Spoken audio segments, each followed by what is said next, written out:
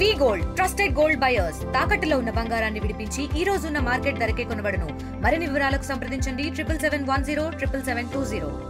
గంజాయి రహిత ఆంధ్రప్రదేశ్గా తీర్చిదిద్దాలని కూటమి ప్రభుత్వం తీసుకున్న నిర్ణయంలో భాగంగా అక్రమ గంజాయి రవాణాదారులు భర్తం పట్టేందుకు పోలీసులు చేపట్టిన తనిఖీల్లో 3 జిల్లాల నుంచి సుమారు 7,367 కేజీల గంజాయిని మాత్రం స్వాధీనం చేసుకున్నారు. ఈరోజు ఆ గంజాయిని ఈరోజు డిస్ట్రాయ్ చేయడానికి బయోమెడికల్ ప్లాంట్ మాత్రం వేదిక చేసుకున్నారు. రెయిన్బో బయోమెడికల్ ప్లాంట్లో ఈరోజు మాత్రం ఏదైతే అక్రమం పట్టుకున్నటువంటి ఈ గంజాయి ఉందో ఈ గంజాయిని మాత్రం డిస్ట్రాయ్ చేస్తున్నారు.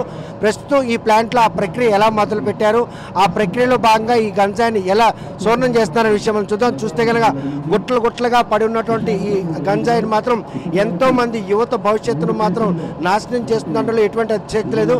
పొరుగు రాష్ట్రం ఒరిస్సాలో గంజాయి సాగు విస్తారంగా ఉండడం, రవాణాకు అనువైన ప్రదేశం కావడంతో దేశ నలుమూలలో కూడాను ఒడిశా రాష్ట్రం నుండి వచ్చినటువంటి గంజాయి అంతా కూడాను అక్రమ మార్గంలో దందా చేస్తున్నటువంటి వారి భర్తం పట్టి పోలీసులు చూస్తే ఇంత మొత్తంలో సుమారు 7,386 కేజీల గంజాయిని సాధించారు. చూస్తే ఈ గంజాయిని మాత్రం ప్రస్తుతం పూర్తిగా ఏదైతే ఈ బాయిలర్లు వేసి, ఎందుకంటే పర్యావరణానికి ఎటువంటి హాని కలగకుండా ఉండేందుకు గతంలో గంజాయిని డిస్ట్రాయ్ చేయాలంటే మాత్రం కుప్పలుగా పోసి పెట్రోల్ పోసి తగలపెట్టారు. కాకపోతే ఆ పరిసర ప్రాంతాల్లో ప్రజలకు ఆరోగ్యపరమైన సమస్యలు వస్తాయనే ఉద్దేశంతో పోలీసులు మాత్రం ఈసారి ఈ బయోమెడికల్ ప్లాంట్ను మాత్రం వేదిక చేసుకున్నారు. ఈ బయోమెడికల్ ప్లాంట్లో మాత్రం కేవలం మెడికల్కి సంబంధించిన వ్యర్థ పదార్థాలను మాత్రం ఇప్పటి వరకు నిర్వీర్యం చేసేవాళ్ళు. కాకపోతే ఈసారి మాత్రం గంజాయిని పూర్తిగా డిస్ట్రాయ్ చేయడానికి మాత్రం ఈ ప్లాంట్ ఎంతగానో దోహదపడింది దానిలో ఎటువంటి అతిశక్తి లేదు. మొత్తం 3 జిల్లాలకు సంబంధించి 2023, 24, 25 3 సంవత్సరాలకు సంబంధించినటువంటి అక్రమ గంజాయి రవాణా మాత్రం ఈరోజు డిస్ట్రాయ్ చేయడానికి మాత్రం ఈ ప్లాంట్లో ప్రక్రియ మొదలుపెట్టారు. ఏదైతే విశాఖ రేంజ్ డిఐజీ జట్ట నేతృత్వంలో 3 ఎస్పీల సమక్షంలో మొత్తం 400 మంది పోలీసులు ఇక్కడ హాజరై మొత్తం పట్టుబడినటువంటి అక్రమ గంజాయి మొత్తాన్ని కూడాను డిస్ట్రాయ్ చేసే ప్రక్రియ మొదలైంది. గంటకు 200 కేజీలు మాత్రమే డిస్ట్రాయ్ అవుతుంది.